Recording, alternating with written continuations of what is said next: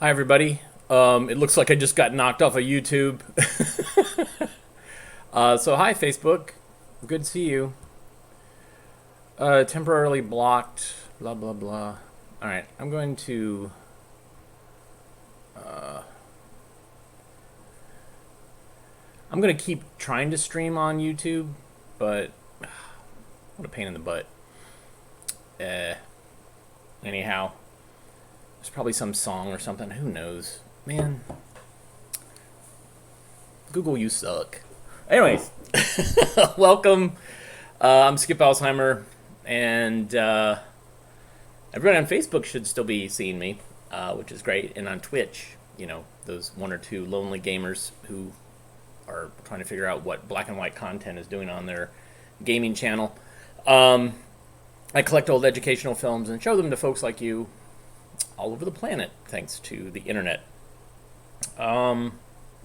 So, today, for lunch, I'm having leftover sambal beef from a local Chinese takeout place, who I love, and we're trying to support. So, there you go. So let's see. We got lots of stuff today.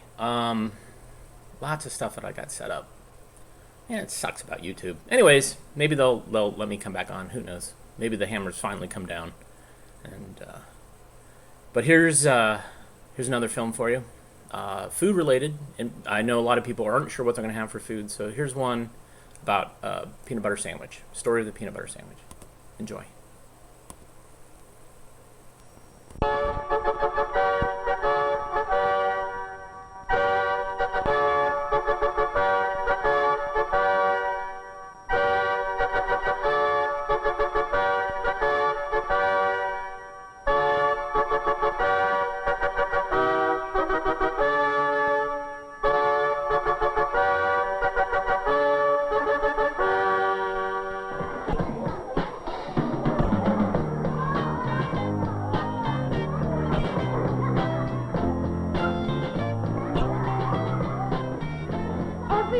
Everybody, may I have your attention, please?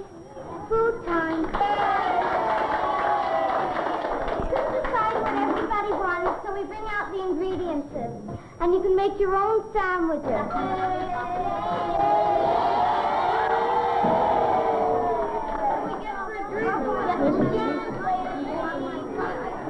Also, there's going to be a prize given to the one who... Of course, it has to agree with your stomach. In other words, it means that you can't win the prize unless you eat your sandwich. Hang on, Pickles. You got to make a big sandwich or a little sandwich.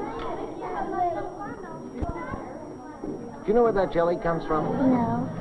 Yeah, of course, but you have to bite it, so I don't know from where it comes from. Excuse me, do you know where that cheese comes from? No. Where do you buy it? From stores. Where the pickles come from that you have in that sandwich? I have no idea. What about orange juice? Florida.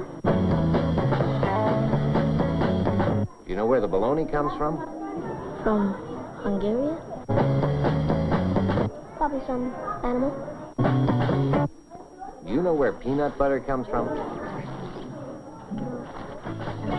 The supermarket, crossroads to your stomach. Foods from all over the world stop there on the way to your fork.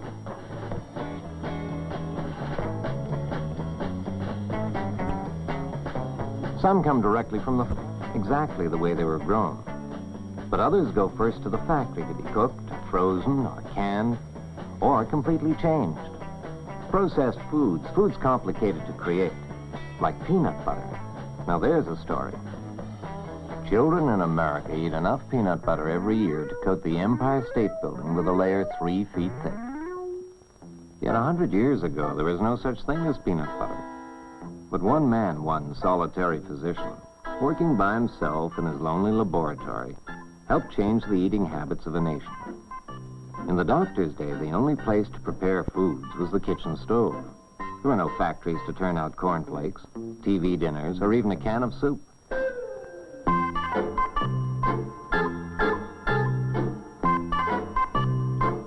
Unfortunately, little is known of the good doctor's research. Even his name has been lost, but not his discovery. The doctor knew that peanuts were rich in proteins, but how could he prepare them for his patients so they would be easier to eat?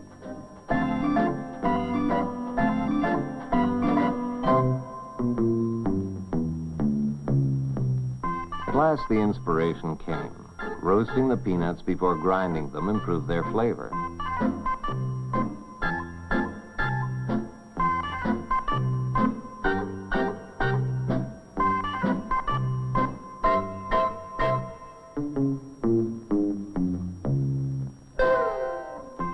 Finally, the doctor's goal was in sight. He could eat his own creation without choking on it.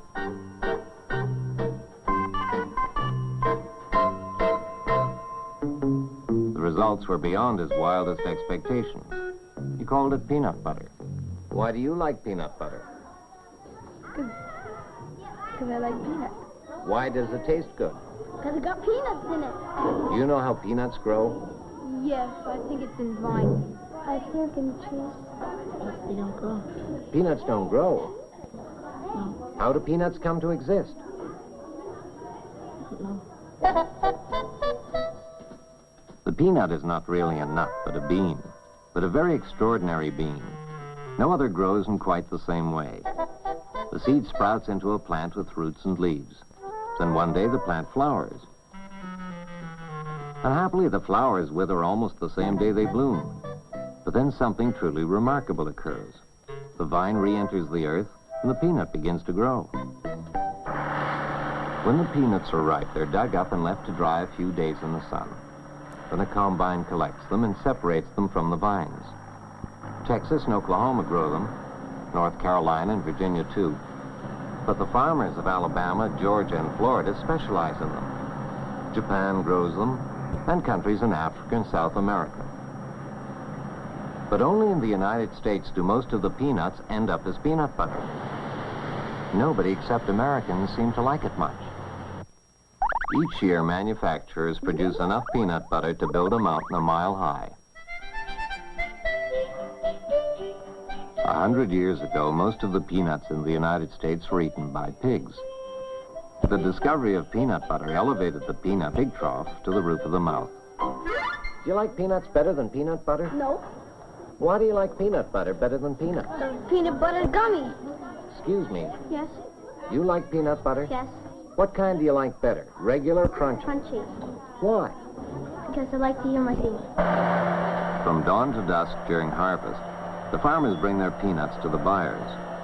A sample is taken from each truck to judge the size and quality of the farmer's crop. The buyer offers the farmer a price based on the sample, 11 cents a pound on the average. It takes about 2 pounds, or 22 cents, of unshelled peanuts to make a pound of peanut butter. But before the buyer sends the peanuts to the processing plant, he shells them and loads them into sacks. From the shelling plant to the grinders. But first, the peanuts are cleaned in the electric vibrator. The vibrator shakes out any shell particles that still cling to the nuts. Next, the ovens. As the doctor discovered, roasting is an indispensable step. After the roasters come the blanchers. Brushes inside the blanchers remove the skins and hearts of the nuts and clean them of dust and mold. The skins and hearts are slightly bitter, so blanched nuts produce a milder flavored peanut butter. And they chop up the peanuts. Finally, the grinders. Sugar and maybe some salt and a couple other ingredients and mash them up. A pinch of salt, a bit of sweetener. They mix it. Probably in a mixed mass. I just don't like the taste.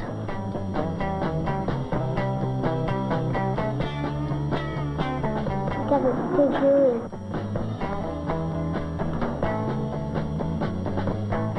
Depending upon the size of jar you buy, will cost 50 to 70 cents a pound. It tastes good? Well, sort of sweet taste. Peanut butter costs about 3 times as much as the same amount of raw peanuts, but you can't spread raw peanuts on bread.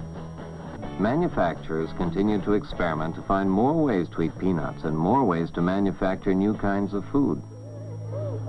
Today, complicated processed foods made in the factory are as much a part of our diet as simple foods from the farm.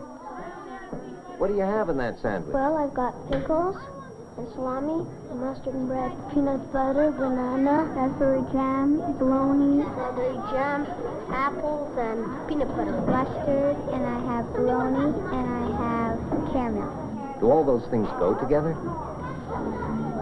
Are you going to eat that sandwich? No. Attention, everybody. We're now going to announce the 2 winners. The prizes will be for the most original and the biggest. We have 3 judges, including me, and you're going to line up in front of us, and we'll announce the winner in a minute. Cheese delight. Peanut butter and jam. People who came up, we had 2 people. The first one is Jean for the most, for the biggest, and Gabby for the most, for the most original one. Now that those people want to try it, we'd like them to take a bite of it to show us how good their sandwich is. Is it good?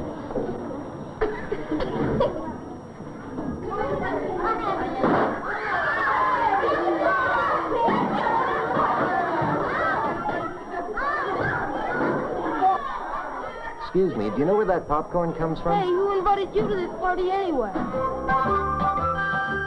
The search for the perfect peanut butter still goes on. Excuse me, maybe you could help me. I'm with Market Research, and we're giving away free samples today.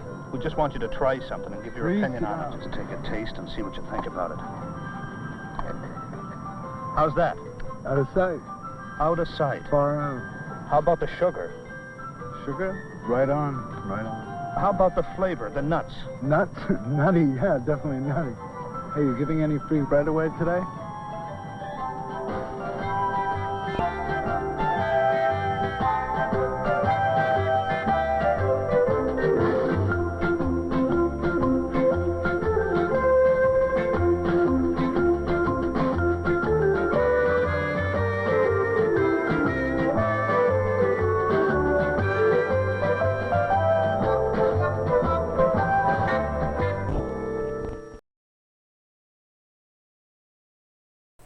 Hello. Yeah, Story of a Peanut Butter Sandwich had some beautiful assembly line footage in it, and kids having fun in the classroom. I lived, peanut butter sandwiches were basically what I lived off of, from kindergarten to high school, 12th grade. My mom made me sandwiches, then my dad made me sandwiches, then I made sandwiches, and so pretty much peanut butter and honey, some sort of treat, maybe a Little Debbie treat, maybe fig bars, an apple, or just figs. That was my lunch back in the day. So, yeah, there you go. Lots of stuff to see. I downloaded some films that my assistants have been digitizing while I'm held up here at my house. AV Geeks archive is still chugging away, digitizing new films and video, including some U-matic stuff. There was some chatter about U-matic on YouTube. That is a wonderful, horrible format. Basically, it requires a lot of work. If the tape has gone bad, where the oxide becomes flake off, then we have to sit there and clean the heads, and it's a big pain in the butt. But there's some amazing stuff on there. Okay, so anyways, digressing. Here's a great film. It's part of a science series that I've been slowly finding more and more parts to, and it has lots of experiments and kind of fun things. This is a film about optical illusions. Enjoy.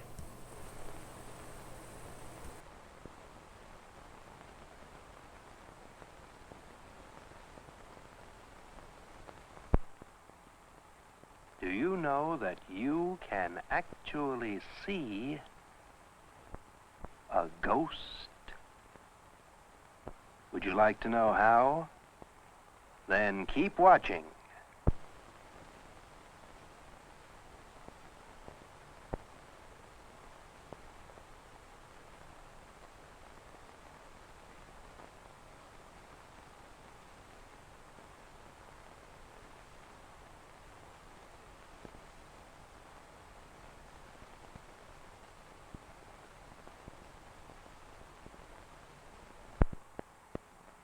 Hello, young neighbors. Welcome to Junior Science.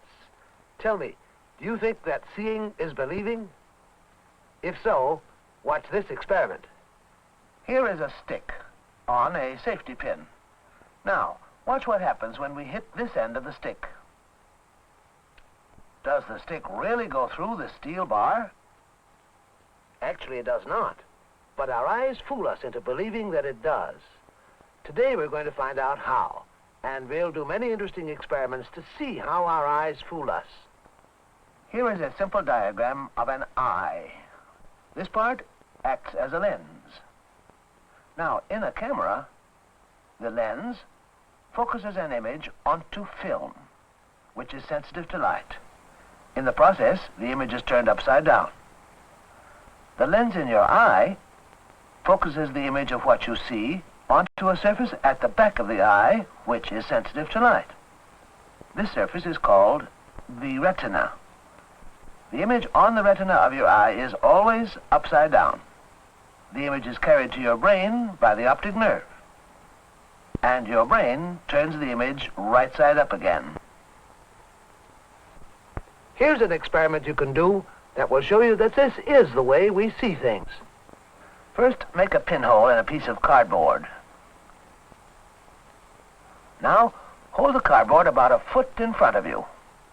Close one eye and sight through the hole toward a strong light. Now, take the pin and raise it until its head comes between your eye and the light from the hole. Because the pin is so close to your eye, the lens in your eye cannot make an upside-down image of the pin. Instead, the light pinhole throws a shadow of the pin right side up on the retina of your eye.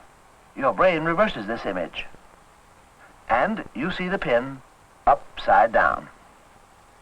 And if you move the pin from left to right, you see it move in exactly the opposite direction. Every human eye has one spot that is insensitive to light. It is the spot where the optic nerve joins the retina, and we call it the blind spot. Here's a way you can show yourself that you have a blind spot in each eye. Get a sheet of paper and make a cross and a small round dot on it. Hold the paper at arm's length. Close one eye and look at the cross with the other eye. You see both the cross and the circular dot. Now move the paper slowly toward your eye. When the paper is about 9 or 10 inches from your eye, the circle disappears because the image of the circle is on the blind spot of your retina, the spot that is not sensitive to light. If you move the paper still closer to your eye, the circle disappears because the image of the circle is on the blind spot of your retina. We are able to judge distances and to see things in depth because we have two eyes. Our brain puts together the two different flat views that our eyes give it into one view that has depth. Here's a stunt you can try to show yourself that it is difficult to judge distance with only one eye. Have someone hold a ring in the air level with your eyes. Now tie a small pencil onto the end of a long stick. Cover one eye and try to put the pencil through the ring. You'll find it's almost impossible to do.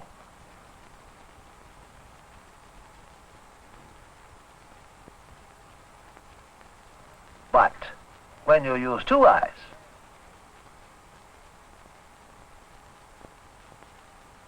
then it's easy. Here's another way to see that it is hard to judge distance with only one eye. Hold two pencils in front of you like this. Close one eye and try to touch the tips of the pencils together. To make sure that you test only vision and not how well your muscles work, drop your arms out of position after each try. You'll find that it's almost impossible to bring the points of the pencils together, unless you use two eyes. With two eyes, it's easy. Your brain puts the image received from one eye over the image received from the other eye. Because of this, there's an amazing stunt that you can do. Just roll a sheet of paper into a tube about 1 inch wide.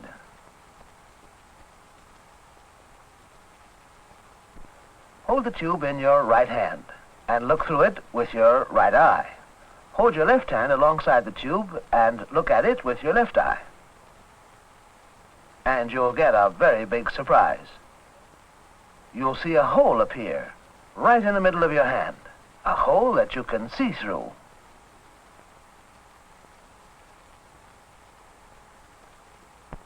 Our eyes play tricks on us for many reasons. One of them is that the retina becomes tired. Because of this, you can actually see a ghost. Here's how you do it. First, draw a head like this one on a sheet of paper. Hold the drawing under a strong light. And stare at it for about half a minute. Then look away toward a dimly lit blank wall. In a few seconds, you'll see a white ghost that looks like the picture take shape on the wall. You see the ghost because the part of your retina on which the white light from the picture falls becomes tired. The tired area does not see light well.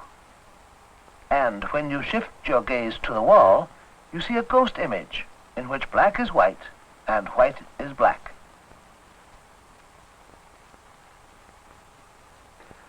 Magicians say that the hand is quicker than the eye, and it may very well be true, because fast-moving objects easily fool our eye. Here's a trick you can show your friends, so baffling that it will fool even you while you're doing it. All you need is a safety pin and a small wooden matchstick. Stick the pin through the matchstick, like this.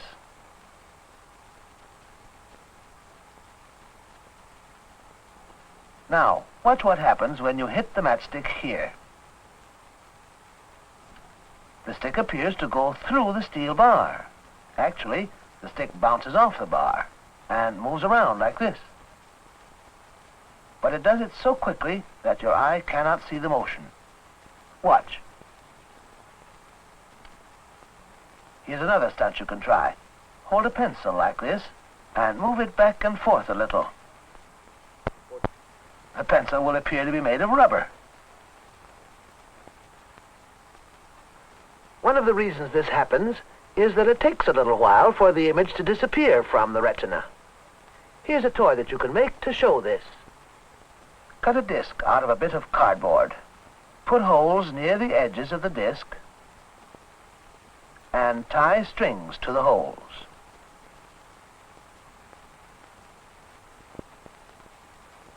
Draw a cage on one side of the disc and a bird on the other.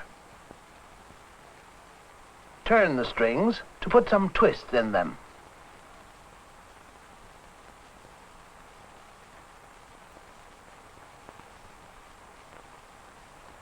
Now pull on the strings and watch the turning disc. The bird appears to be in the cage because images remain in our eyes for a while. This is called persistence of vision and is another way in which our eyes fool us. It is made use of in motion pictures and television. So you see how our eyes fool us all the time. And now you have many interesting experiments to try with optical illusions.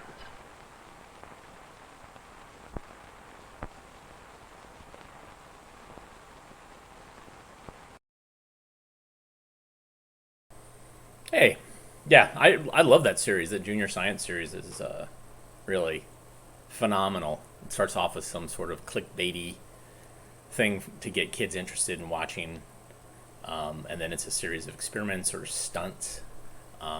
There's one about ice that I might show next week. Oh yeah, so I want to do this next week. I'm going to take Saturday and Sunday off, but I'm going to keep doing this if you guys keep coming and watching. I might even do it if you don't come and watch, but this is the reason that I wash and brush my hair every day. Otherwise, I'd just be schlepping around, reading horrible Facebook posts and complaining and feeling useless. But this is an opportunity for me to do something that I enjoy doing and that I hope that you enjoy watching and participating in. So thank you for joining me for lunch every day. Just, give yourself a break this weekend. Go walk or something. All right, so we have some more films. That one was from a new batch that I got back in December. I thought it was about 2,000 films, but we actually did a count, got everything cataloged. And it's about 1,600, but still, there's a whole nother storage unit that's filled with those films. And so my assistants have been going through and digitizing some of these, and I'm happy to kind of show some of these because some of these haven't been put online on YouTube or in our archive, and so these are kind of premieres? I don't know. Anyways, this next one is it's about railroad crossings, which is an amazing film. I remember at some point somebody from the railroads in North Carolina came to our little rural school and showed a couple of films about railroad safety, specifically not running through railroad crossings without looking both ways, and also not jumping on trains. Those were some of the very few, actually, 16mm films that were shown in my school, except around holidays. There's a little tiny sliver of stuff. So anyways, this is called Crossings. Enjoy.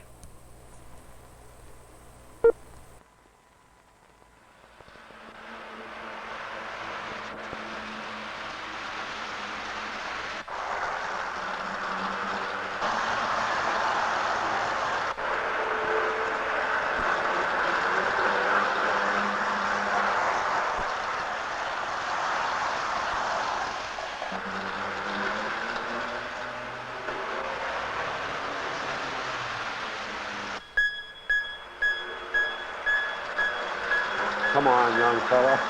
That's no way to drive a car, is it? Oh, Grandpa, I was just fooling around. I didn't hurt anything. I know, but one of these days you'll be driving a real car, and you sure don't want to drive out in front of a train.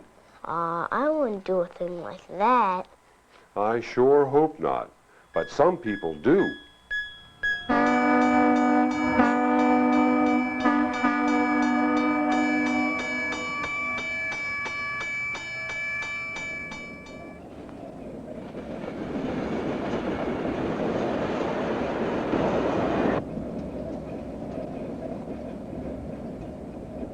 But some people do.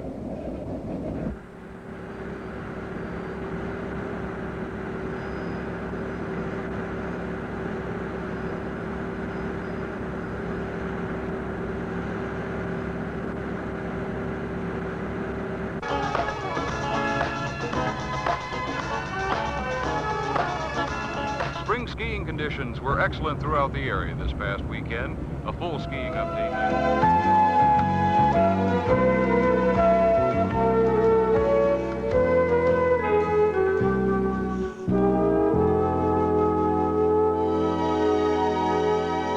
Race it to the bottom!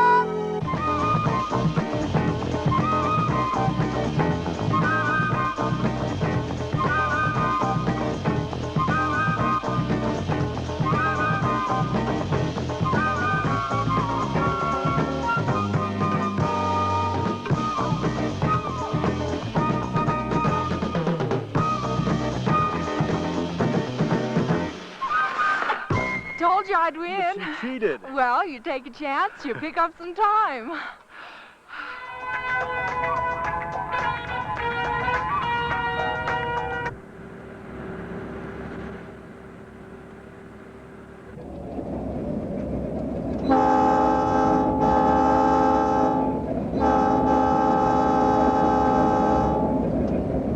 Wish people wouldn't take so many chances at crossings. Sure would cut down on accidents.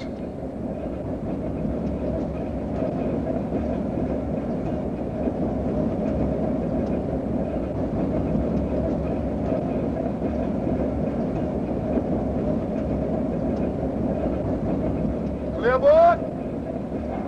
Clearboard! Guess a lot of people don't realize that trains have the right of way at crossings. If they understood how long it takes to bring several thousand tons of train to a stop, they'd see why. Going 50 or so, hit the emergency brake, you're talking in the neighborhood of a mile. Even at 30, it takes over a half mile to stop.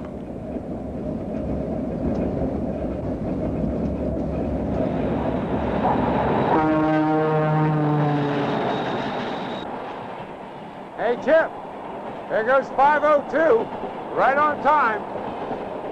She's looking good.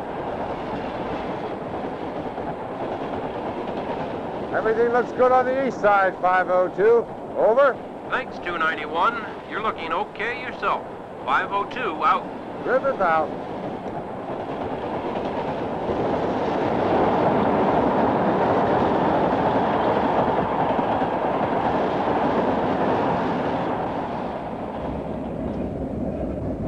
Hey, Griff. Did you hear about the car that got hit going around the gate last week? Yeah, sure glad it wasn't worse. It was bad enough. Sure was. The stories you hear. Enough to scare you to death. One thing's for sure. You've got to be on the lookout for just about anything.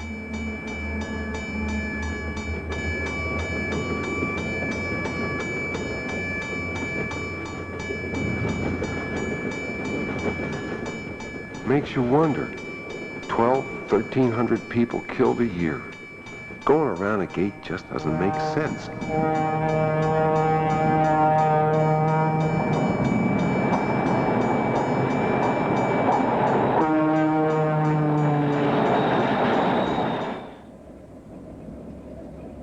What a waste. I shouldn't have stayed that extra day. It's just too long a drive for straight through.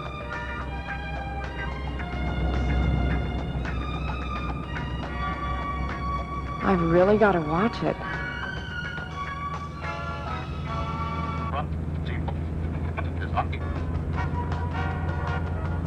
What a day it was, though.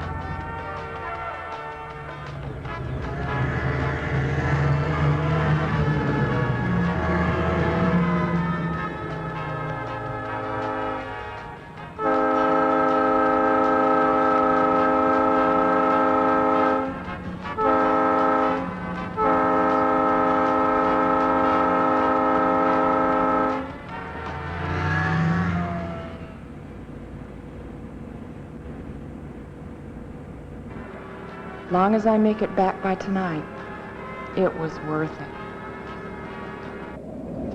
Can't figure why anybody would risk their life to save a few seconds at a crossing. Even if you sit there a couple of minutes for an extra long train. Better than not sitting there at all.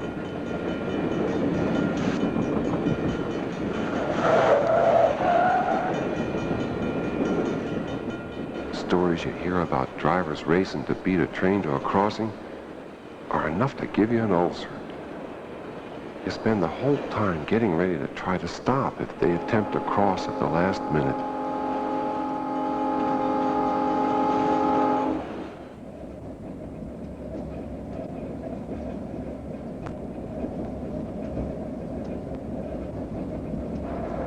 Griffith out.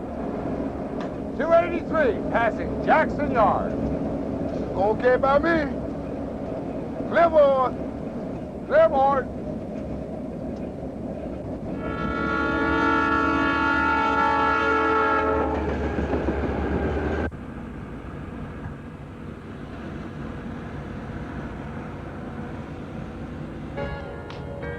Sure is a big difference from last night.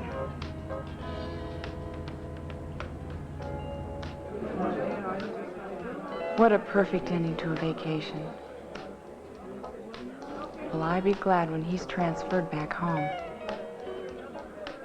No more driving all night to make it back on time.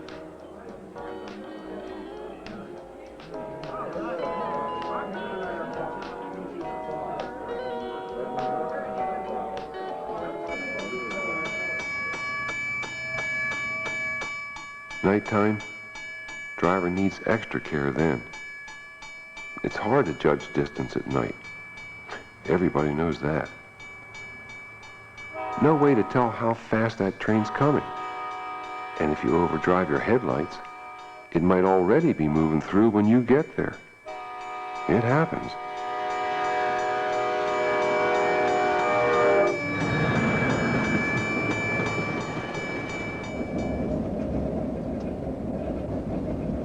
Still, I reckon the biggest worry for an engineer is going through a crossing right after another train. Maybe people don't stop to think that there's more than one track, and there could be another train traveling in either direction.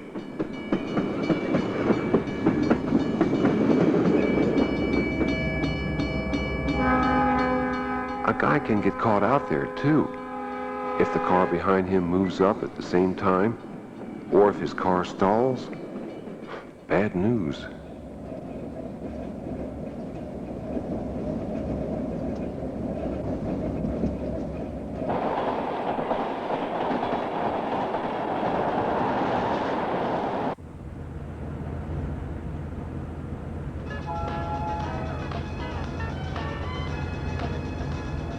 Making pretty good time. Might make it okay. Sure getting tired, though. Still say it was worth it. Won't see him for such a long time.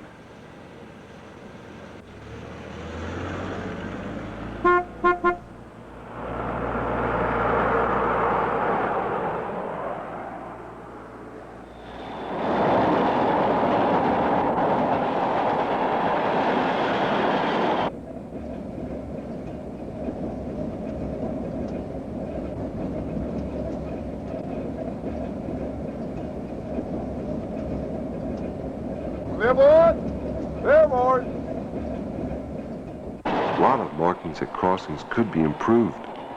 Flashing lights, stop signs, gates. Railroads can't do it all by themselves, though. Takes public support, too. Maybe the Operation Lifesaver program will get the ball rolling a little faster.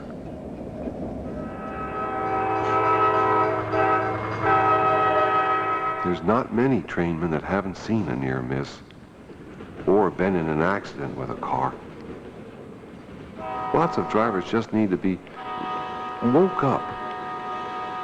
They drive along thinking about something else, windows up, radio playing loud, just not paying attention.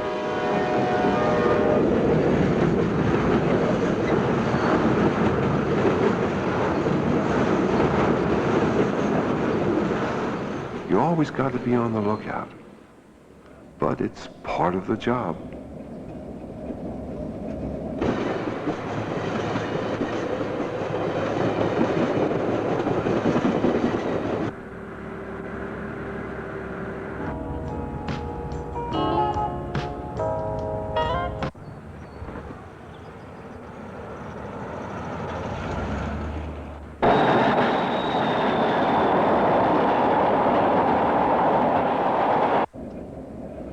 How's your grandson? Is he still wild about trains? Oh, yeah. He'll be sitting right here one of these days.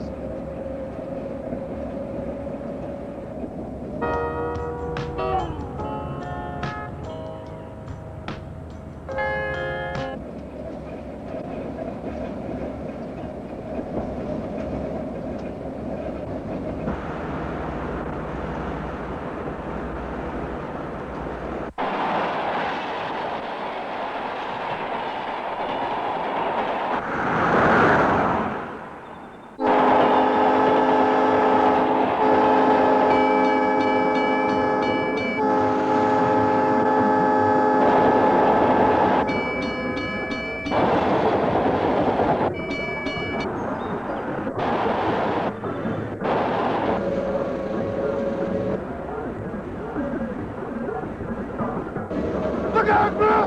That car's not gonna stop! Oh, no!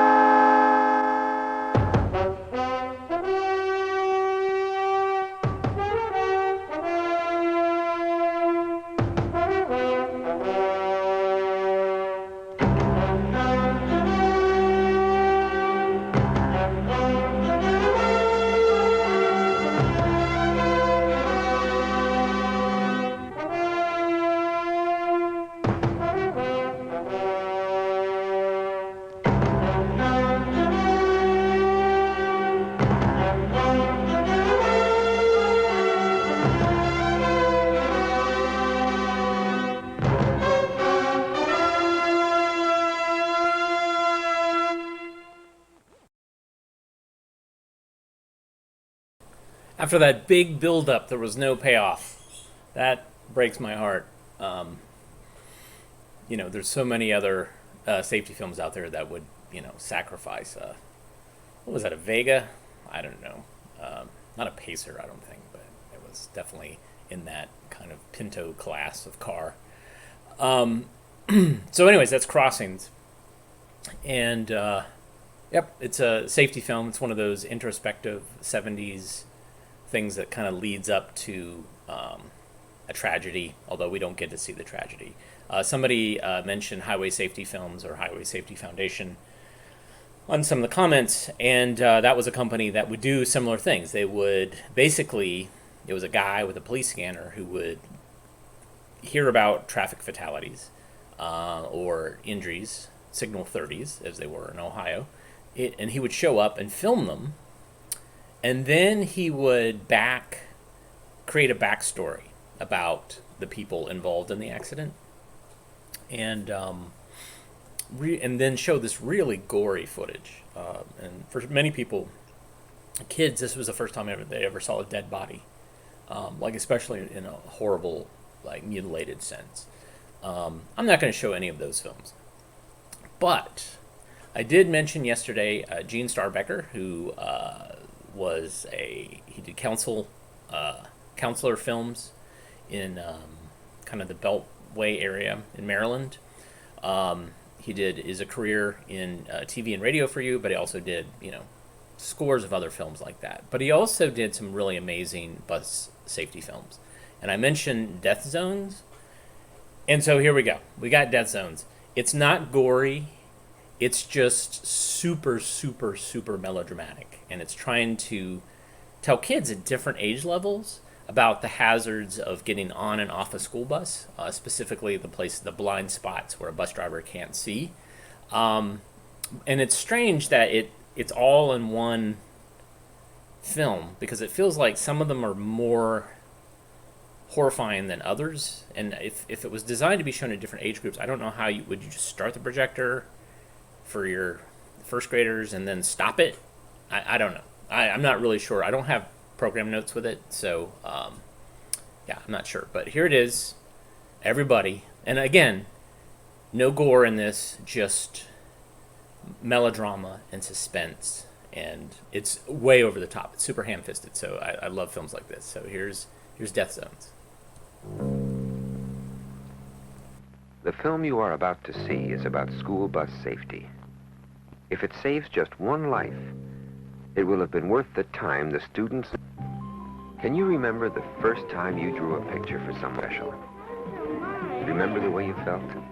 The joy, the pride, the feeling of accomplishment. Can you remember how eager you were to get home and show your masterpiece to an older member of your family? That's really nice, Mihi. Your mother's going to like that. Well, that's the way Mihi Kwan felt. She just couldn't wait for school to end. Mihi Kwan was bursting inside to get home and show her mother the Valentine she made for her.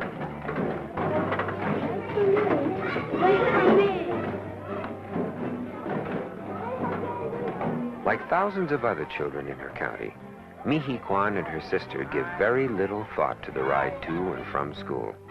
After all, that's Frank Green's job. Watch your step, children. And Frank Green's been driving the school bus safely for more than 15 years. And it'll be the same today.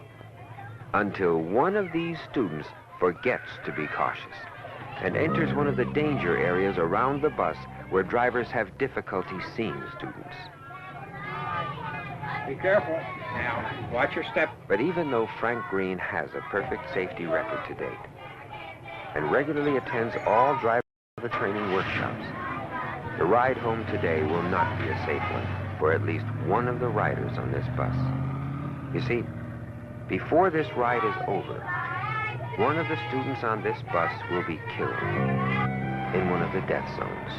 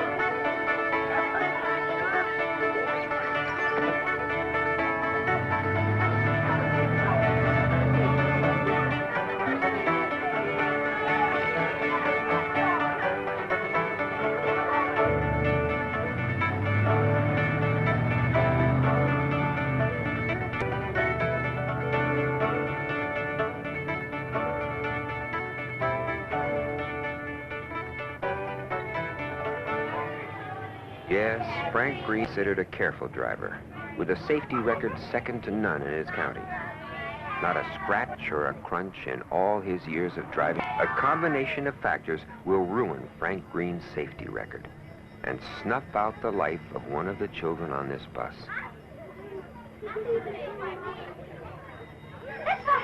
And it will happen even though Frank Green's bus has the latest safety devices. Wide-angle side mirrors and seat belts for the driver.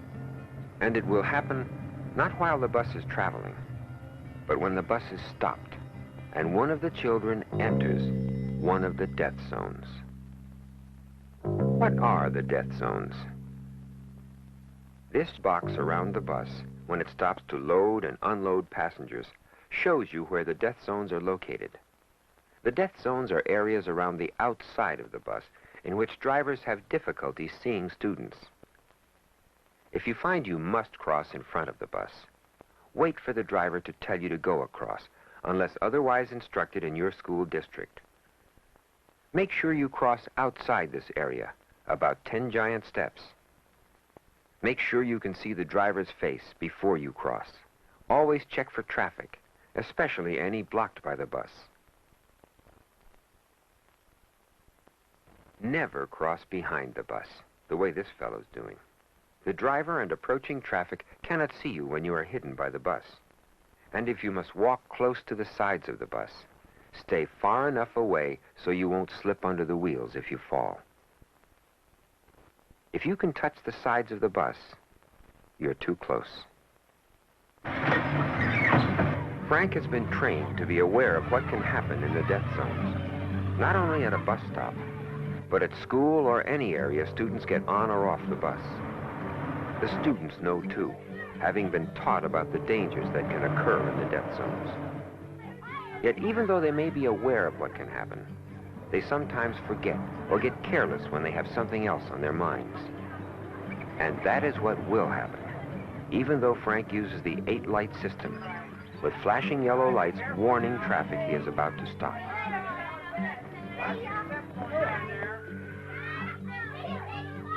Even though he uses this stop arm and has a member of the school patrol helping little children off the bus.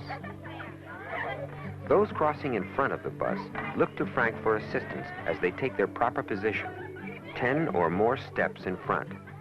They know if they can see his face, Frank can see them. Checking traffic, he lets them cross. And if they drop something, they've been trained not to pick it up. Continuing across, they wait for the patrol to get it. Or if there is no patrol, they have been taught to wait until the bus passes and have someone older pick it up for them. Before driving away, Frank makes sure that the girl walking down the side of the bus is far enough away from the wheels.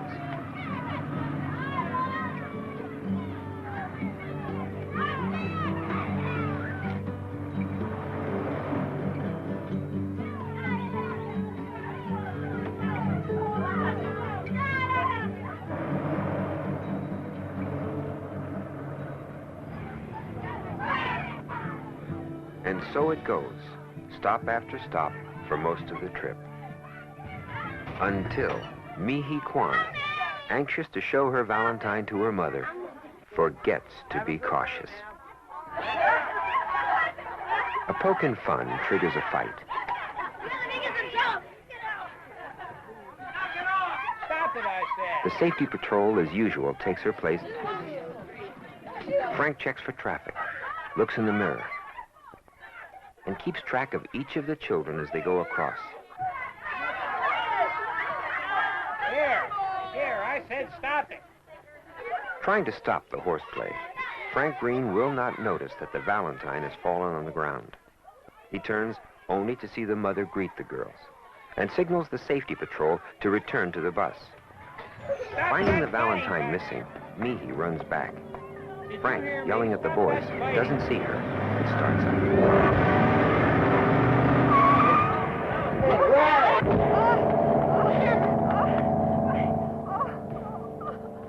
Remember, life is a wonderful thing, a great adventure for those who are alive. Never do what Mi-hee Kwan did. If you drop something in front of a school bus, never run back to pick it up. Be cautious if you must enter one of the death zones. Although an investigation will determine the factors which caused this accident, the findings will mean little to this girl's mother, since Mihi will never be able to make another Valentine again. Be careful, doubly careful, getting on or off the bus. Stay away from the death zones.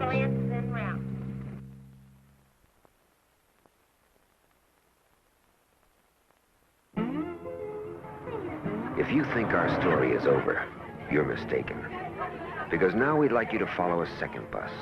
A bus that's also doomed for disaster. A bus filled with students, bigger than the children you saw on the first bus. Older and wiser in many ways. Yet before their ride is over, tragedy will occur.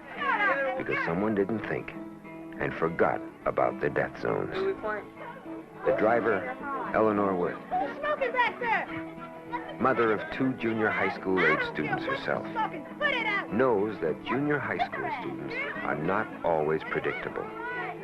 Surveys taken of school bus drivers and pupil transportation directors confirm her views and reveal that of all the groups riding school buses, junior high school students give them the most trouble and are responsible for more problems on school buses than any other group.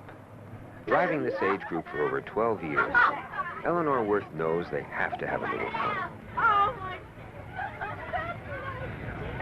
And overlooks a lot that goes on that's harmless. But she also can anticipate potential trouble.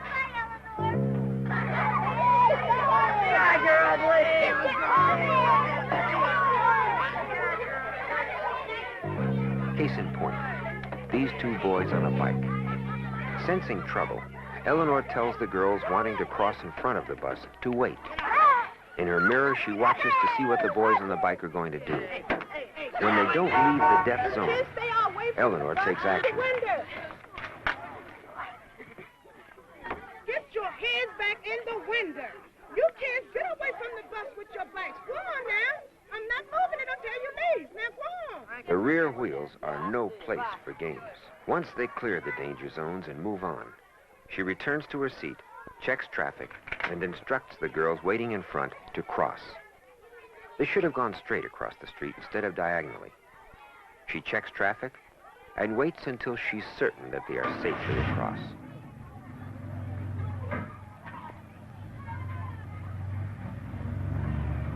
Homie, now give me so much homework. Hey,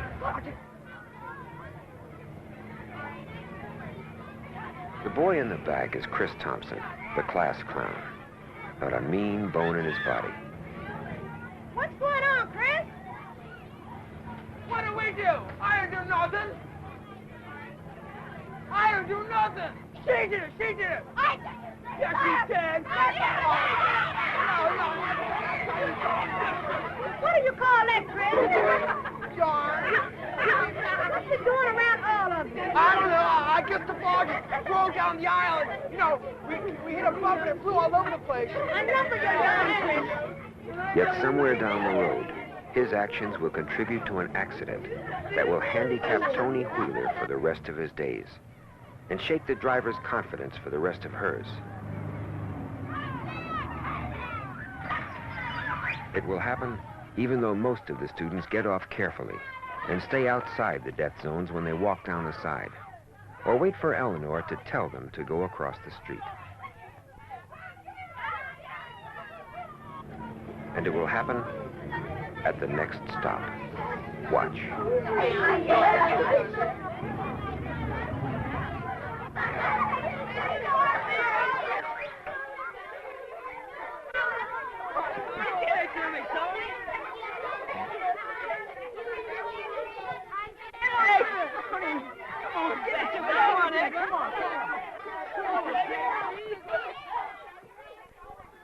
Eleanor keeps her eyes on them as they walk past the side of the bus.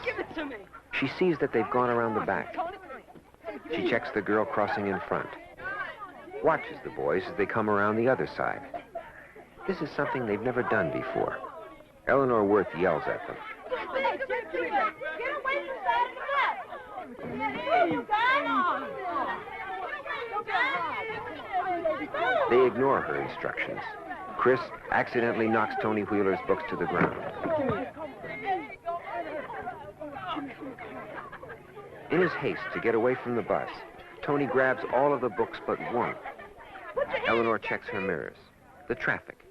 For an instant, she's distracted by somebody else in the bus. Missing his book, Tony runs back. Now what are you doing? Another distraction inside. She starts out. Oh, my God. And Tony becomes another victim in the death zones. Gravely injured for the rest of his life. Avoid playing or walking too close to the bus. Stay away from the rear wheels. Tony Wheeler didn't. Learn from his mistake.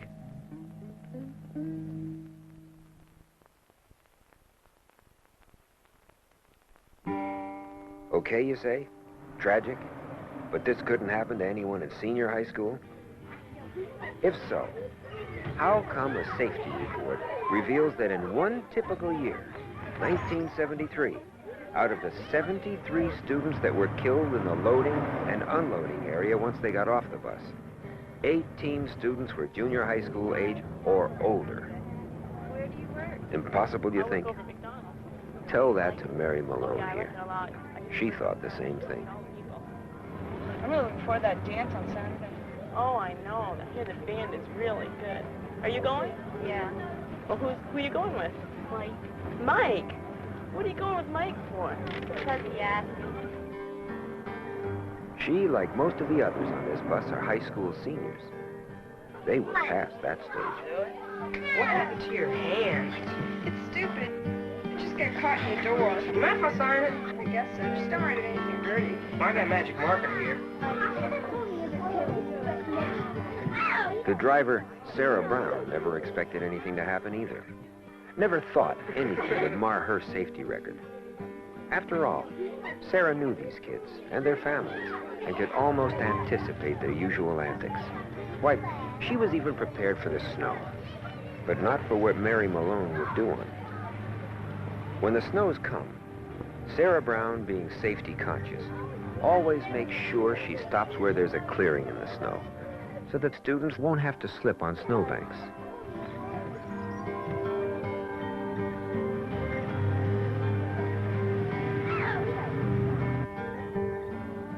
To avoid potential trouble, Sarah Brown even drives more slowly when she crosses a bridge, because she realizes the road surface on bridges ice up before the roads on either side of it, and can cause a skid. Few can fault Sarah Brown for her diligence. Fewer still would have guessed today would have been any different from any other day. The snow, the bus, the teenagers were things she could handle.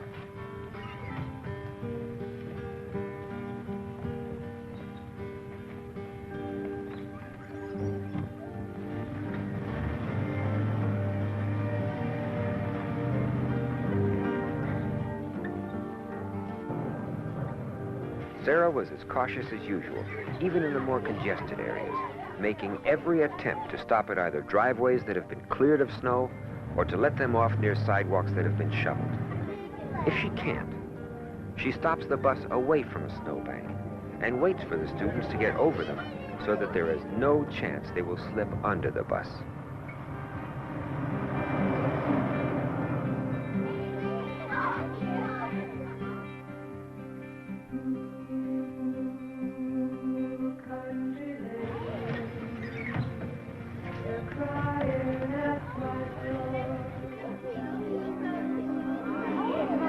This is your stop. I want to get off at the next stop we have there. Like all good drivers, Sarah keeps track of everybody in their stops and never starts up until she's sure they're out of the death zones. She even double checks to make sure that they've cleared the area before she drives away.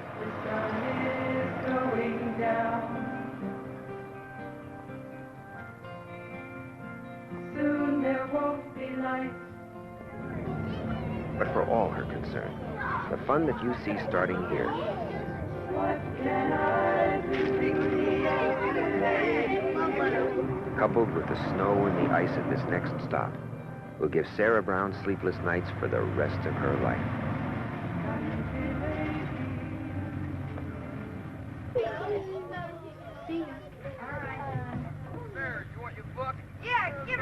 The boys in the bus have Mary's book. They plan to hand it out to her. Although she knows better, Mary climbs the snowbank to get it. The driver, seeing the byplay, waits, anticipating something could happen. Mary wants to obey Sarah, but can't get her book from the boys. Maybe a gentle reminder with the horn. At last, Mary has it and leaves the snowbank. Sarah Brown checks the mirror to be sure and starts up, never thinking Mary would come back. Lift her up carefully now. Watch your head. Watch her. Okay. All right, she's all right. The local rescue squad worked quickly to get Mary out from under the wheels.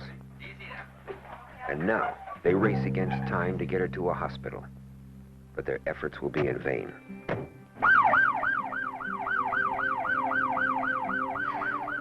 Because Mary Malone forgot to think about what could happen on a snowbank. Mary Malone need not think about the dance on Saturday night.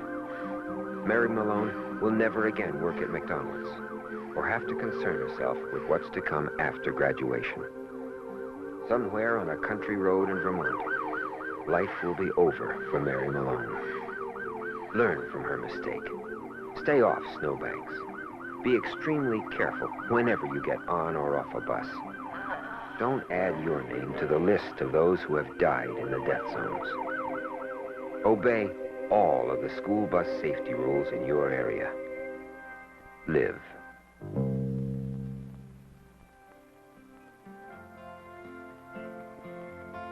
Country lady, country lady, country lady, country lady, country lady, country lady, country lady. All right, sorry. It is really intense. It's been a while since I've seen it, and I forgot how crazy intense it gets. It's something. I used to ride a school bus again from kindergarten till 12th grade because we were in a rural school, and I didn't really want to get my driver's license. And so, yeah, I every day I was on the school bus, and there was lots of shenanigans, lots and lots of shenanigans. Nobody got killed, but there was some bad behavior, especially high school.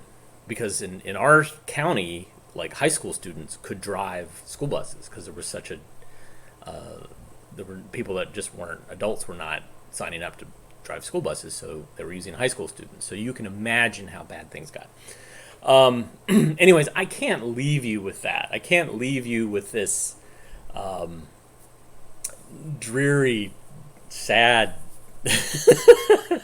morose. I have to sweeten it. I have to give you an after-dinner mitt for after such a heavy meal. But first I wanted to say thanks so much, guys, for tuning in this week. It means a lot to have an audience that I can show stuff to. We're all kind of going through the same thing together. And so I'll be back Monday the 23rd. And we'll just keep going. Why not? I've got so many films. We'll figure out a way to watch all of them. You know, hopefully this will not go that much longer, but I just want you to know I appreciate you being there, and I appreciate you sharing your lunch with us and chiming in and sharing in this experience. You know, if you feel lonely, reach out to people. You might be physically alone, but there's lots of ways to interact with people socially, and you can also reach out to other people and call people and kind of catch up. Like I caught up with some friends who I haven't talked to in several months, so now's the time. All right, last film to kind of cleanse the palate, leave you with something sweet, very sweet. Here's some cereal ads. I'll see you on Monday. Thanks again. Have a good weekend. Why hurry, sir? Enjoy your post-Grape-Nuts Flakes, every crispy one. I do, but I must complete this by noon. You will. Post-Grape-Nuts Flakes helps prevent mid-morning letdown. That's why I eat them. They're just a little better than any other cereal happens to be. Most any cereal is fine with me, as long as you spell it P-O-S-T. 'Cause all Post cereals happen to be just a little better, a little bit better than any other cereal happens to be. No mid-morning letdown with Post Grape-Nuts Flakes. Morning is a glorious time of day when you have energy to dance through work, dance through play. That's right. No mid-morning letdown for me. You must know the value of the Grape-Nuts Flakes breakfast. Yes. Grape-Nuts Flakes is food energy in a bowl. A whole morning's worth. Make Grape-Nuts Flakes your rule and you won't have mid-morning letdown. You'll enjoy your baking, your shopping, driving the kids from school. And the whole family loves that Grape-Nuts flavor. Right, Susie? They're delicious and just a little bit better. Most any cereal is fine with me, as long as you spell it P-O-S-T. 'Cause all Post cereals happen to be Just a little better. A little bit better. a little bit better than any other cereal happens to be. No mid-morning letdown with Post Grape-Nuts Flakes. Here's a way to get energy fast with the Energy Flakes. Post Grape-Nuts Flakes. Delicious and different, made of whole wheat and maltose. You get energy you can feel in just 2 minutes, and it lasts and lasts. Get the Energy Flakes. Post Grape-Nuts Flakes.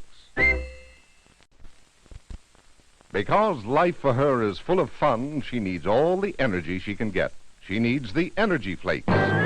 Post Grape-Nuts Flakes. Because you want him to grow into something wonderful, he needs all the energy he can get. He needs the Energy Flakes. Post Grape-Nuts Flakes. And because he works so hard for you and the family, he needs all the energy he can get. He needs the Energy Flakes. Post Grape-Nuts Flakes. Post does something different to Grape-Nuts Flakes. Post adds the miracle of maltose to pure whole wheat. Maltose to give you energy you can feel in just 2 minutes. And whole wheat, rich in protein, vitamins, and minerals to give your family energy that lasts and lasts and lasts. How do they taste? Wonderful. Bursting with that famous Grape-Nuts flavor. Try them. Post Grape-Nuts Flakes. The Energy Flakes. Just a little bit better than any other cereal happens to be. Hey, kids, I've got news.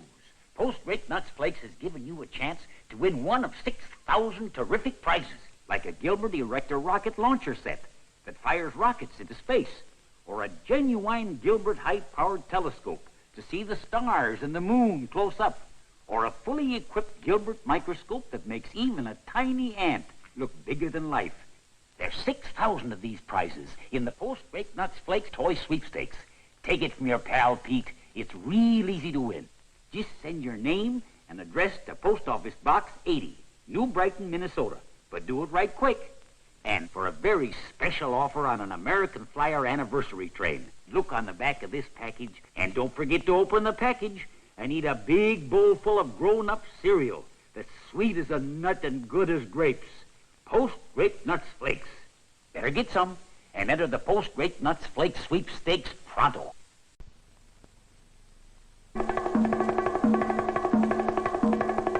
This man would be just an ordinary husband, except for one thing. Post Grape-Nuts Flakes, the Energy Flakes. Because the secret ingredient in Post Grape-Nuts Flakes is energy. The secret ingredient in Post Grape-Nuts Flakes is energy. For Post Grape-Nuts Flakes are made of whole wheat, the whole wheat germ, with all its protein, iron, vitamins, and minerals. For energy that lasts and lasts. They taste deliciously different, sweet as a nut, with that famous Grape-Nuts flavor. Grape-Nuts Flakes have what it takes. Grape-Nuts Flakes are the energy flakes. Post Grape-Nuts Flakes just happen to be just a little bit better than any other wheat flakes happen to be.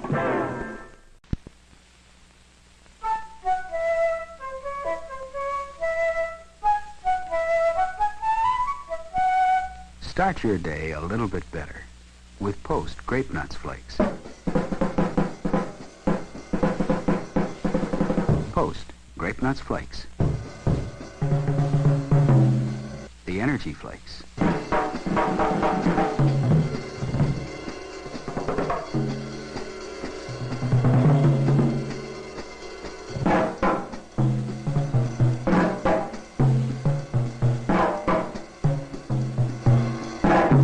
The whole wheat flakes for energy.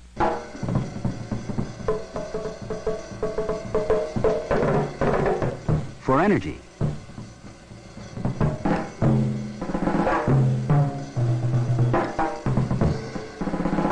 The Energy Flakes. Post Grape-Nuts Flakes. Here's Whitey Ford, and that's Whitey Ford Jr. Hey, Junior, do you think you're going to follow in your dad's footsteps? I hope so. Well, he has a pretty good arm and the energy to follow through. Can you clue us in on the kind of food he eats? Sure. Here's one of the things we all eat for breakfast. Post Grape-Nuts Flakes. Made of whole wheat with lots of vitamins and minerals and protein. That means energy. That's why I eat them. Is that why you eat Grape-Nuts Flakes, Junior? Well, Why do you eat them? because they taste good. So get Post Grape-Nuts Flakes. You'll start your day Just a little bit better. Sam Huff, powerful linebacker of the New York Giants, intercepts the pass and charges back down the field. That's no midget. That's Sam Huff, Jr. Hey, Sammy Lee, are you going to follow in your dad's footsteps? I gotta grow some first. Yeah, but he's loaded with energy. Can you clue us in on what he eats? Sure can. Here's one of the things we all eat for breakfast. Post Grape-Nuts Flakes. It's made from whole wheat, and that means you get the kind of nutrition that's good for all of us. We kind of go for them. You too, Sammy Lee? The answer to that question is yes. And kids, on the back of Post Grape-Nuts Flakes, you get free football trading cards with a rundown on top pro football stars. So get Post Grape-Nuts Flakes and start your day a little bit better. Good. Like the Huffs, you too will enjoy Post Grape-Nuts Flakes. It's star slugger Jim Gentile against a pitcher who has a mind of his own. Here's the pitch. Jim Gentile hits one down the first baseline. Go, Dad. Hey, what team's this? We're the Gentile team. Fastest growing team in America. What's big on the training table? Post Grape-Nuts Flakes are big at our training table. Why's that? Because they're made of whole wheat, and we know that's real good for you. Right, Steve? Right, Dad. How do you guys like the way they taste? We like them best. Yeah, they got malt and honey in them. Kids know the score. All that molten honey they put in Grape-Nuts Flakes makes them sweeter than any other wheat flakes. And they help keep my favorite team growing. Come on, Scott. So start your day a little bit better with the sweetest tasting wheat flakes ever. They're real sweet. Post Grape-Nuts Flakes. Like the Gentiles, you'll start your day a little bit better when you start your day with the sweetest tasting wheat flakes ever. Post Grape-Nuts Flakes. Look at Daddy. There's Daddy. Sam Huff of the New York Giants. Hey, great kick, Sammy Lee. Remember that day I was giving you the ball? What are you doing there? Tackling Daddy. Hey, there's Grape-Nuts Flakes. Post Grape-Nuts Flakes are big at our house because they're made of whole wheat, and we know that's real good for you. Look at Dad eat Grape-Nuts Flakes. All that molten honey they put in Grape-Nuts Flakes helps make them sweeter than any other wheat flakes. It's Grape-Nuts Flakes. They help you kids get big and strong. Uh-oh. You start your day a little bit better with the sweetest tasting wheat flakes ever. Post Grape-Nuts Flakes. And Grape-Nuts Flakes has a great new football game. Pick the play, Dad. I'm going to try a pass. This is great. I got 4 yards that time. Kids, pick the play football game is easy to get. Only 50 cents and one Post Grape-Nuts Flakes box top. Details are on the package. Pick the play, Dad. I'm Yule Gibbons. Many consider me an expert on natural foods like cattails. Yes, they're edible. I look for natural ingredients in my food. That's why Grape Nuts is part of my breakfast. This is a wholesome cereal made from wheat and barley. These natural ingredients are baked into crunchy nuggets and fortified with 8 essential vitamins. Its naturally sweet taste reminds me of wild hickory nuts. I call Grape Nuts my back-to-nature cereal.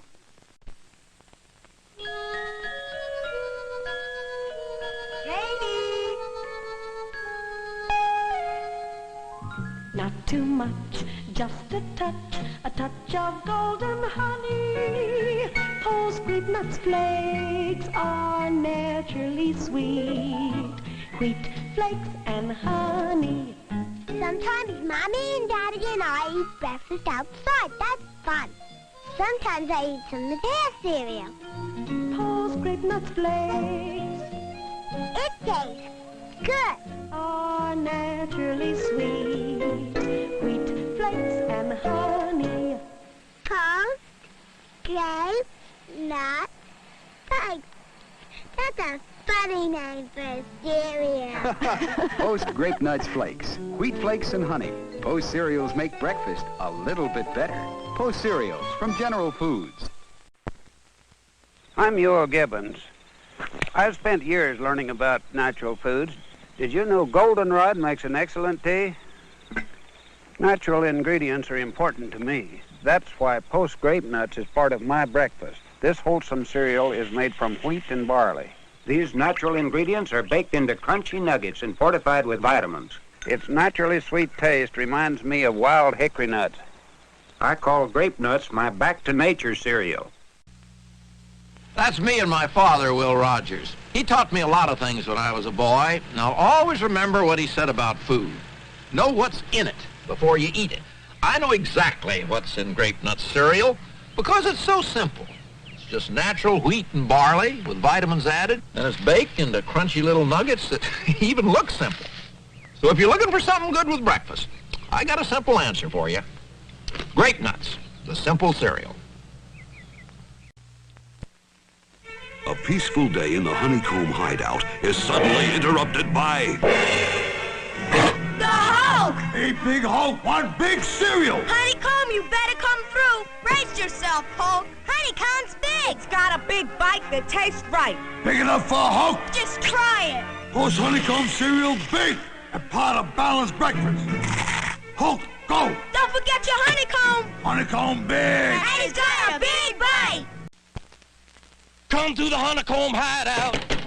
I'm Mr. Big and I'm tired of small cereals. Give me something with a big, big bite. Honeycomb's big. Yeah, yeah, yeah. It's not small. No, no, no. Honeycomb's got a big, big bite. Big, big taste in a big, big bite. Right, a nutritious breakfast of Post Honeycomb gives you a big bite. Big, big bite. It tastes right. Honeycomb bite. It tastes right. The Adventures of Alphabet Al, Private Eye. I was eating a nutritious breakfast with Post Alphabets, the oats and corn cereal. When? Presenting Marvin the Magician. Alphabet Al, I've lost my rabbit. An easy case. Okay, Alphabets, where's the missing rabbit? Look in hat. My hat? Not funny, Bunny. Thanks, Al. Don't thank me. Thank Alphabets. I love you, Alphabet. Oh, yeah. Wherever I go, your ABC delicious. Oh, I love you so. Hey, man, what have 5 hands, 10 legs. and 11 alphabets letters? You don't know? The Jackson 5. That's us. And that's no job. I love you, Alphabet. It's got 8 vitamins. Tell the world. Delicious. Oh, I love you so. Once when I was eating my alphabets, a wolfman tried to... Stop the commercial! I have new alphabets. Wow! New alphabet smells delicious. My nose loves it. My mouth loves new alphabets. It tastes as good as it smells. And new Post Alphabet cereal is part of a balanced breakfast. You know what I like about new delicious smelling alphabets? You can still make a wolfman disappear. That was a very delicious wolfman. New delicious smelling alphabets. It's more fun than ever. It's adventure time with Post Alphabet cereal. What if a giant was climbing down a beanstalk to get us? What would you do? Easy. I'd eat his beanstalk. Well, I'd eat his club. That'd fix him. Yeah, I'd eat the giant. Wow! Good thing we made alphabets part of our balanced breakfast. Yeah. Let's sing the alphabet song. Oh, a fella named Bruce ate a moose, and his cousin called Ruth Boing. Facilitate a big bag of Boing. Really? You can have lots of fun with alphabet. Post-alphabet cereal tastes delicious. And it's part of the balanced breakfast. Hank ate the National Bank. It was delicious. Little Dolores ate a whole dinosaurus. You can have lots of fun with alphabet.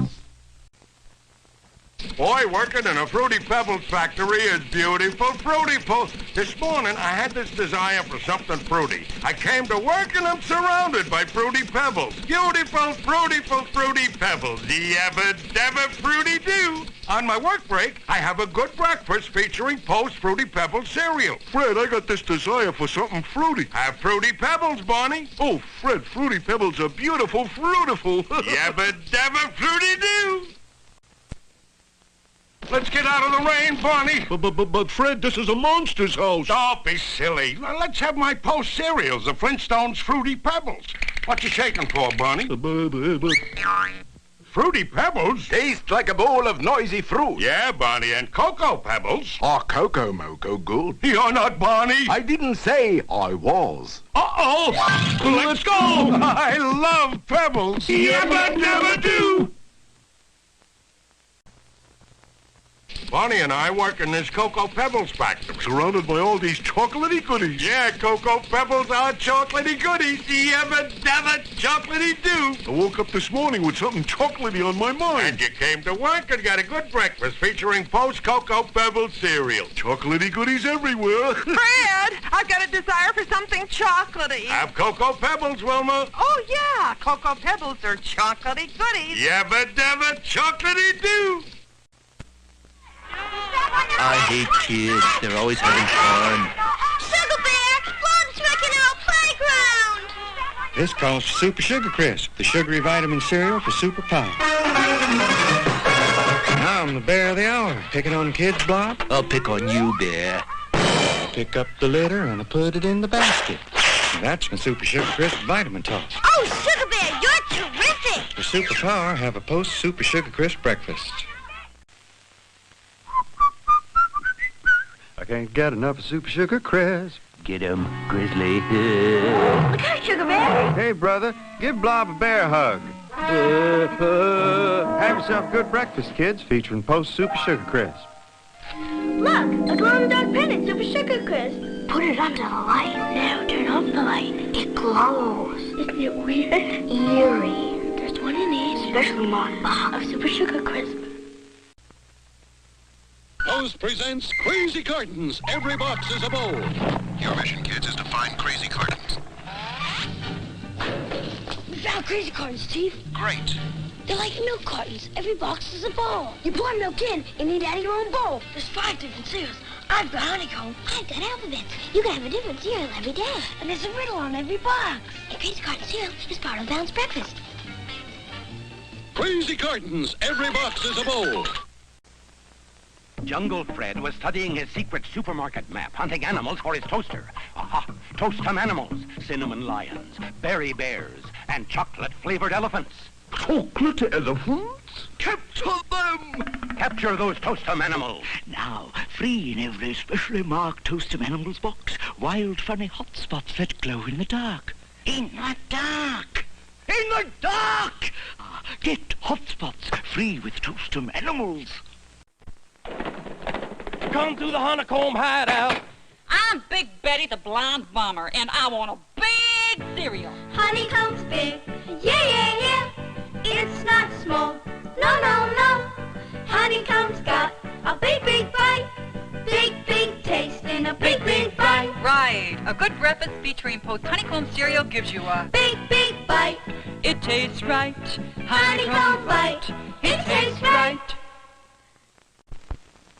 Oh, here comes that singing bear again to steal my Post Sugar Crisp cereal. I'll change my house into a haunted house and scare him away forever. Granny! Ah, haunted house. Here you are, Lancelot. Hey, Spook, come back with that Post Sugar Crisp cereal. Sugar Bear, the Sugar Crisp is in the grandfather's glove. Thanks, Spook, whoever you are. Easy, bat boy. I got very little flying experience. Ah, safe landing. Granny, fancy meeting you here.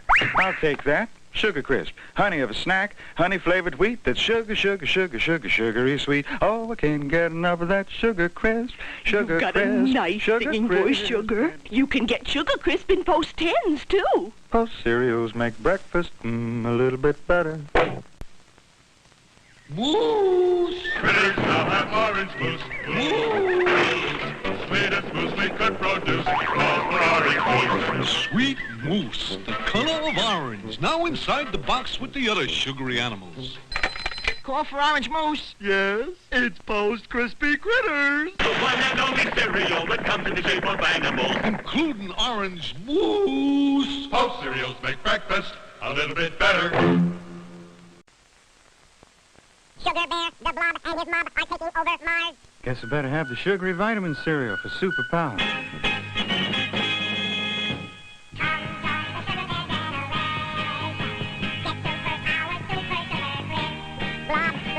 All right, you guys, listen to the Blob. It's the bear. Take him, Mob. You're so tough, you take 'em, Blob. I'll get you next time, bear. For superpower, get Post Super Sugar Crisp.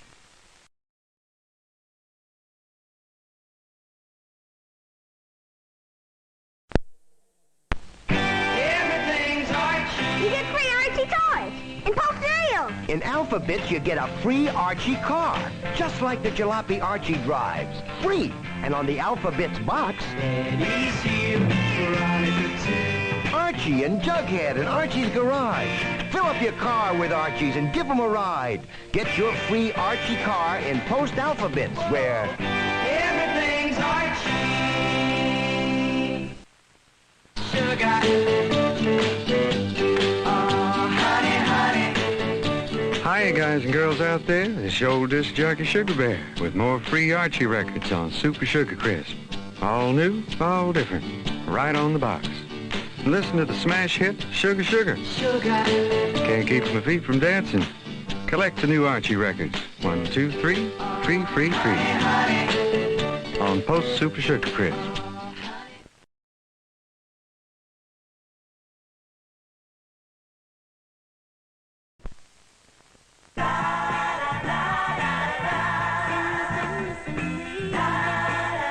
Get grooving, kids. There's a free Archie record on Post Alphabets and Honeycomb right in the back of the box. Listen to the hit Jingle Jangle. Run your own Archie record hop. You can get 3 different Archie records on Honeycomb, 3 different ones on Alphabets. You can get Jingle Jangle on both. Collect 7 different Archie records in all. Get the big grooving sound of the Archies free on Alphabets and Honeycomb.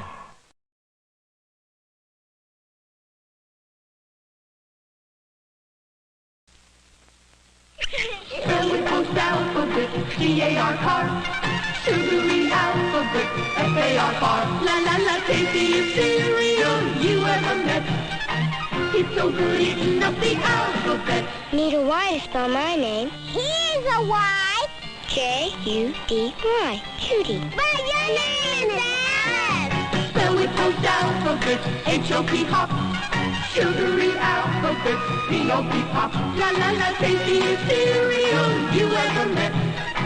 It's so good eating up the alphabet. What you doing? Spelling something. What? G-L-O-O-D. Glue. Glue? Spell it Post Alphabet, H-U-G hub. Sugary alphabet, T-U-G tub. La la la, tastiest cereal you ever met. It's so good eating up the alphabet.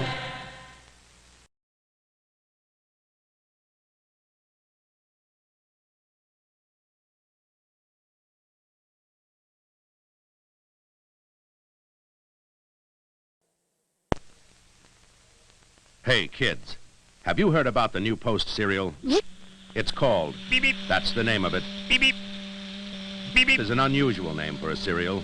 Post named Beep Beep after the Roadrunner.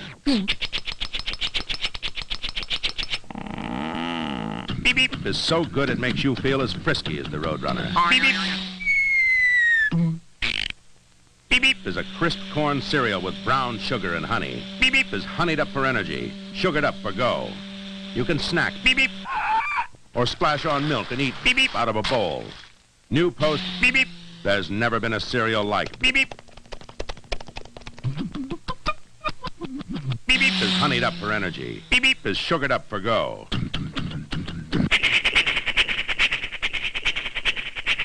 New Post beep beep, the Roadrunner cereal. Say beep beep in the morning. Have beep beep for breakfast. You can be a Roadrunner too. Beep beep.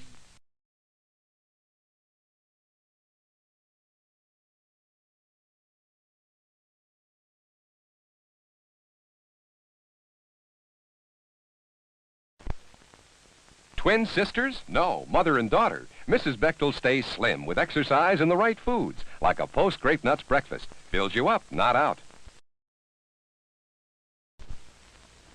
Hey, let's make our words a toast alphabet. Oh, I just want to eat them. They can spell anything with alphabets. H-I spells high. What do you do then? Heel up.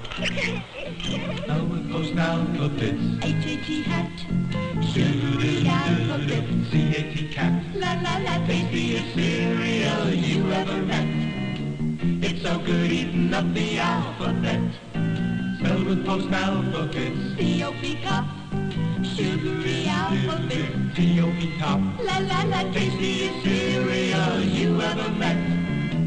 It's so good eating up the alphabet. Spelled with Post alphabets. F-U-N son. Sugary alphabet. F-U-N fun. La-la-la, tastiest cereal you ever met.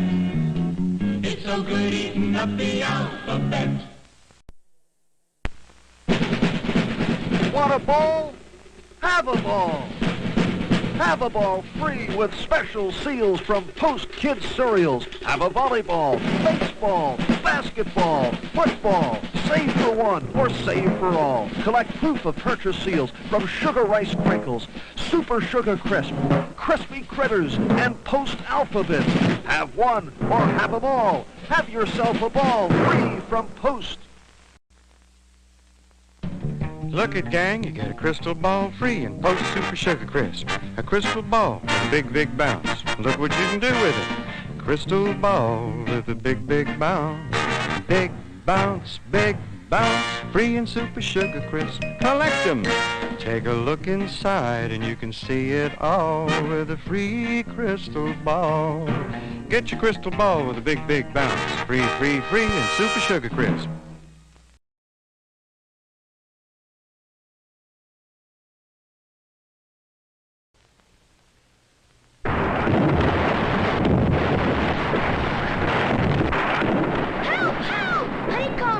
Logs are gonna crash into the bridge and my brother's trapped on the bridge. And there's no time to lose. We'll go by Dolphin. Breakfast sweet as honey, Post honeycomb for your own. Now crisp or crunchy or treat at home. New bite size, right size honeycomb. How are you gonna stop the logs from hitting the bridge? Don't know yet, but I'm glad I have my honeycomb. Post honeycomb is now bite-sized. Crisper, crunchier, better than ever. Honeycomb, kids coming to save! I fell on the bridge. And he's got Billy with him. Great day! Honeycomb. Breakfast sweet as honey, Post honeycomb for your own. Now a bite-sized treat that is really sweet, Post honeycomb. Honeycomb Kid's my hero. I'm gonna eat his cereal forever. Now a bite-sized treat that is really sweet, Post honeycomb.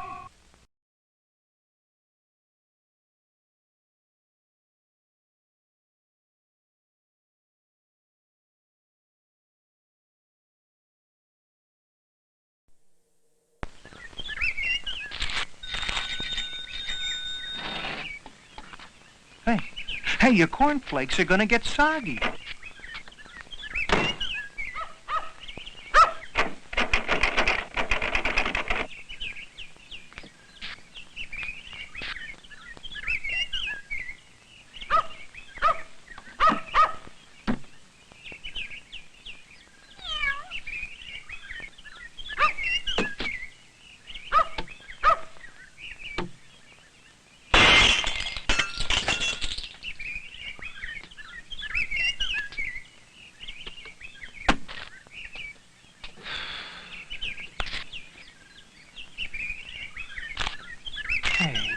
corn flakes that stay crisper longer because they're puffed corn flakes. New puffed corn flakes from Post. Post cereals make breakfast a little bit better.